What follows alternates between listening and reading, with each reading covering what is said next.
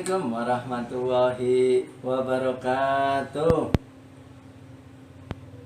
Alhamdulillah, alhamdulillah ya la ni'matillah, la haula wala quwata illa billah. Amma ba'du. Apa kabar anak-anak? Semoga kalian semua dalam keadaan sehat walafiat, serta kita selalu dalam lindungan Allah Subhanahu wa taala. Bertemu kembali dengan Pak Muhlim, Guru Sejarah Kebudayaan Islam kelas 6. Anak-anak, sebelum kita mulai pembelajaran kita pada kali ini, mari kita bersama-sama bermohon kepada Allah Subhanahu wa taala, semoga apa yang kita pelajari pada hari ini dimudahkan oleh Allah Subhanahu wa taala dan ilmu kita bermanfaat. Sama-sama kita awali dengan baca basmalah. Bismillahirrahmanirrahim.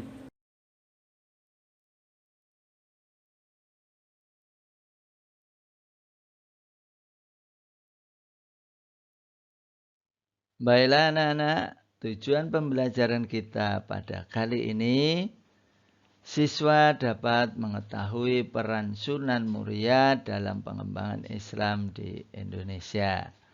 Diharapkan nanti kalian juga dapat menjelaskan bagaimana peran Sunan Muria dalam pengembangan Islam di Indonesia.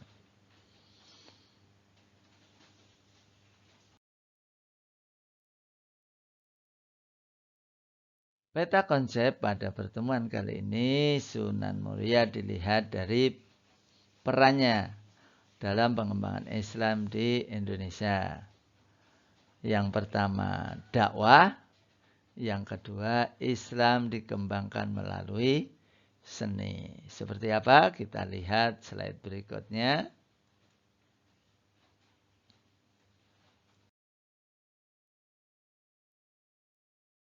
Peran Sunan Muria bisa kita lihat. Yang pertama adalah menjaga tradisi lama dan menginterpretasikan ke arah fungsi baru. Apa maksudnya?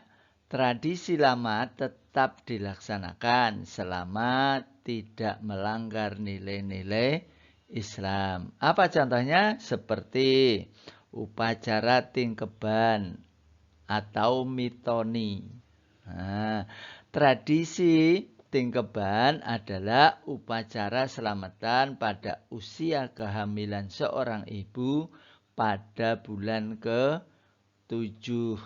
Nah, acara tersebut diisi dengan acara membaca beberapa surah Al-Quran, zikir, dan doa. Nah, biasanya tidak semua kehamilan seorang anak itu diberikan acara tingkeban atau mitoni ini. Biasanya hanya untuk anak pertama saja, gitu ya. Nah, ini diharapkan orang tua bisa mendidik lebih awal walaupun masih di dalam kandungan, mendidik permohonan kepada Allah Subhanahu wa taala. Mudah-mudahan anaknya diberikan keselamatan dan menjadi anak yang soleh dan solehah. Nah, ini tradisi lama yang masih dibiarkan karena tidak melanggar nilai-nilai keislaman. Contoh berikutnya, syarat dan rukun pernikahan ditentukan berdasarkan ajaran Islam. Nah, tradisi melamar ya itu disesuaikan dengan ajaran Islam. Kalau dalam ajaran Islam itu disebut khitbah itu ya, atau lamaran, berkenalan dari keluarga laki-laki ke keluarga perempuan. Nah, ini didasarkan pada ajaran Islam. Yang berikutnya, mengganti sebahagian unsur lama dalam suatu tradisi baru. Apa itu? Tradisi bancaan atau makan besar dalam acara selamatan dengan tumpeng diubah menjadi kenduri. Itu ya, kenduri itu adalah upacara untuk mengirim doa kepada leluhur dengan doa-doa cara-cara Islam. Itu ya. Semua dilakukan dalam rangka untuk mencari ridha Allah Subhanahu wa ta'ala. Peran berikutnya, nah, kita lihat mengadakan perombakan budaya dan tradisi keagamaan dalam cerita wayang. Nah, seperti wali-wali yang lain juga mengadakan perombakan terhadap budaya keagamaan dalam wayang itu ditekankan pada ajaran Islam. Contohnya cerita Ramayana dan Mahabharata diubah menjadi cerita versi Wali Songo yang di dalamnya adalah ajaran Islam. Kalau aslinya Ramayana dan Mahabharata adalah cerita dari India. Itu ya. Yang ketiga, sikap positif dalam pribadi Sunan Muria. Nah, inilah yang membawa peran besar dalam perkembangan Islam di Indonesia. Kenapa demikian? Dia seorang yang sederhana dan bersahaja. Ya, dia tidak terpikat dengan kemewahan. Dia lebih suka kepada rakyat kecil, rakyat jelata. Ya, dia berdakwah kepada orang-orang di pedalaman, di pelosok-pelosok. Ya, tidak di perkotaan. Di daerah Jawa Tengah, khususnya di sekitar Gunung Muria. Ya. Yang berikutnya, beliau seorang yang moderat dan toleran. Moderat itu maksudnya mampu melihat dari beberapa sisi kehidupan. Nah, dari masalah itu tidak hanya dilihat dalam satu pandangan, tapi dari pandangan yang lain, bisa menyeimbangkan. Toleran, bisa menerima pendapat orang lain, bisa melihat perbedaan, bisa menerima perbedaan. Apa itu tradisi kenduri? Yaitu membaca zikir, tahlil, dan doa bagi orang muslim yang sudah meninggal. Ini takziah begitu. Nah, ya, takziah itu dilakukan pada saat hari ketiga. Nah, ini disebut nelung dino. Nah, takziah yang dilaksanakan pada hari ke-40 seseorang yang sudah meninggal disebut matang puluh. Nah, kalau itu dilakukan pada hari ke-100 disebut nyatus. Nah, ini bahasa Jawa, nyatus itu ya. Nah, apabila takziah itu dilaksanakan pada hari ke-1000 itu disebut nyewu. Nyewu itu 1000 maksudnya, 1000 hari.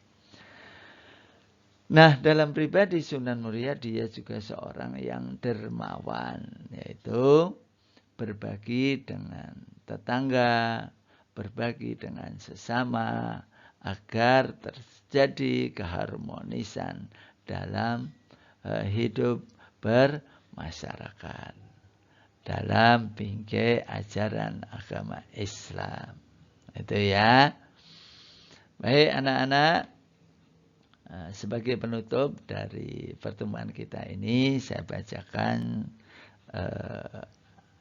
potongan ayat Al-Quran. A'udzu billahi minasyaitonir rajim. Bismillahirrahmanirrahim. Ya ayyuhalladzina amanu qu anfusakum wa ahlikum naraw wa quduhan nasu wal kijarah. Wahai orang-orang yang beriman, jagalah dirimu dan keluargamu dari api neraka yang bahan bakarnya manusia dan batu. Masya Allah. Ya, mudah-mudahan kita semua senantiasa dalam lindungan Allah Subhanahu wa ta'ala dan terhindar dari api neraka nanti di akhirat. Baiklah anak-anak, kita sudah sampai pada pantun nasihat. Di depan rumah ada kolam tempat menanam bibit ikan. 5 waktu sehari semalam tetap harus ditunaikan. Burung nuri di atas dahan terbang pergi ke lain pohon. Hidup mati di tangan Tuhan, kepada Allah kita bermohon. Baiklah.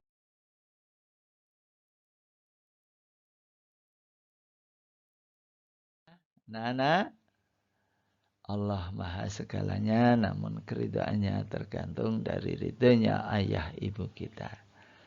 Teruslah berbuat yang terbaik untuk orang tua kita agar selalu mendapatkan ridha Allah Subhanahu wa ta'ala. Akhirnya, selamat berpisah Nana, tetap semangat.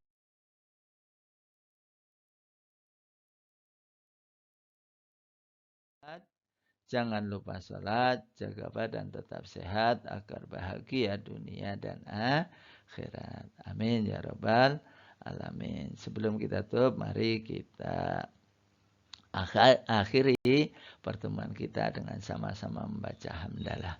Alhamdulillahi rabbil alamin. Wabillahi taufiq wal hidayah. Wassalamualaikum warahmatullahi wabarakatuh.